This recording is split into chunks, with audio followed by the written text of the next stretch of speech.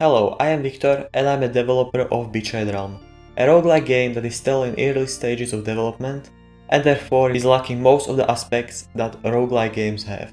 In this devlog, my goal was to make this game playable enough to the point where I could release a demo for playtesting, and I did. If you are interested, you can try out the game for free on itch.io, link is in the description. So I have started off my work by making a main menu. I had some ideas on how I would design it, but for now I went with a simple blend menu because I haven't decided yet on the theme of the game. First off, when you click play, it shows you 3 different save slots. All of them are functional, but for now there isn't anything that needs to be saved, so they only save your playtime. You can permanently delete your save by clicking this trash bin button. Of course, to prevent accidental deleting, I have added some protection by displaying this pop-up window that asks if you are sure. Another menu I have added is the settings menu, where you can adjust volume levels using these 3 sliders and a toggle for a new feature, aim slow motion, but I will talk about that later. For the save slots and settings to be properly saved, I needed to code a save system. I won't go into the details, but I just wanted to show that all the files that are being saved are encrypted using an encryption algorithm, which makes it more difficult for players to mess with the save data. Next thing I have added is controller support. With controllers, you are no longer limited to a directional movement, and in my opinion controlling your character just feels better. There was an issue where it was difficult to aim, but I have fixed that by slowing down the time while aiming. In case you don't want that, you can turn it off by disabling the aim slow motion setting I have mentioned earlier.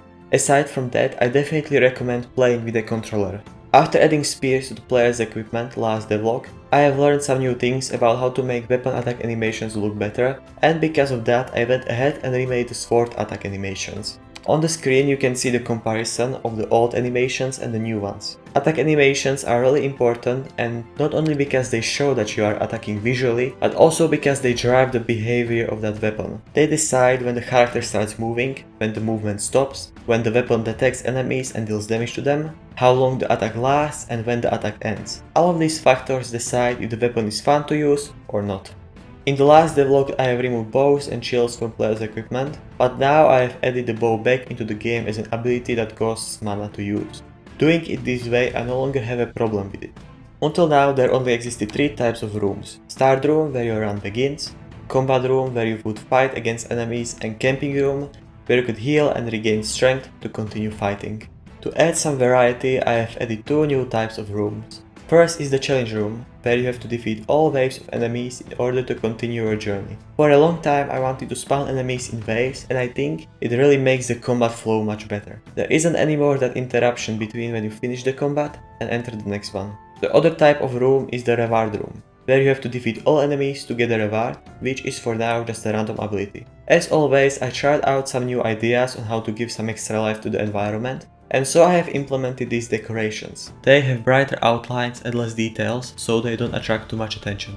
They can be destroyed, spawn particles, or even have animations. In the future I will also add a day and night cycle, and so to just lay down the basics I have added the sunlight.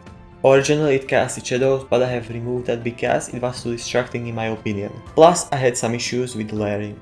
That is everything for this devlog. In the next one I will be finally turning this game into a roguelike, so I'm really excited. Once again, if you are interested in playtesting my game, you can try it out for free on itch.io, link is in the description. Thanks for watching and bye!